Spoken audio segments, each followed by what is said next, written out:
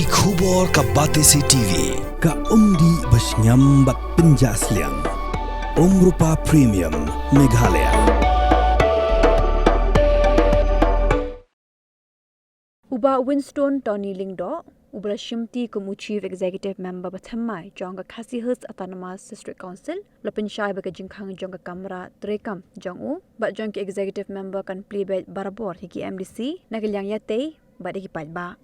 Uba Winston Tony Lingdo, Lopin Pau Yakani, Habapin Shai Haloga Jingkren Jong Nong Yalam, Kalyang Yate, Uba Tita Starwell Khan, Hapok Yindar Batawan, Hakalai Potrik Unai Lur Arajar Arpusan, Bakam Don Satya Kajingajan Hapdeng, Ki MDC Kibidan Hakalyang Sinshar, Bat Kalyang Yate.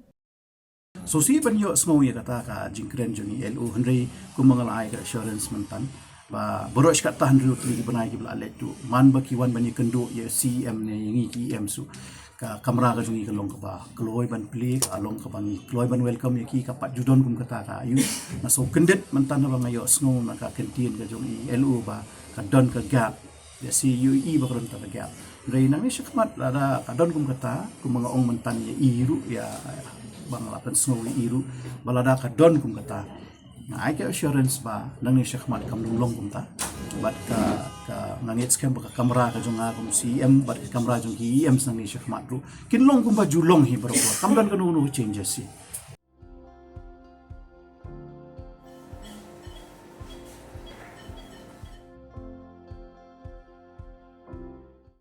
Hello everyone, this is Dr. Madan Kumar, working as an associate professor in Christian Medical College, Vellore, in Pediatric Respirology Department.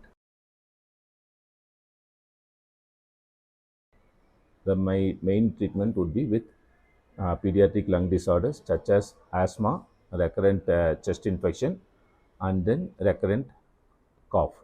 So the importance of this is if you diagnose it first and if you treat it properly, long term the child will have a normal life. If you are not going to treat the child properly, what happens is the quality of life of the child decreases. That is manifested like not studying properly, not playing properly, and not behaving properly. So when we try to treat these things, the respiratory infections properly, most of the times they get better and have a good quality of life. So I am here to screen the children who have respiratory problem. I will be available in Dr. H. Gordon's Robert Hospital from October 1 to October 15 between 10 to 1 p.m. Thank you.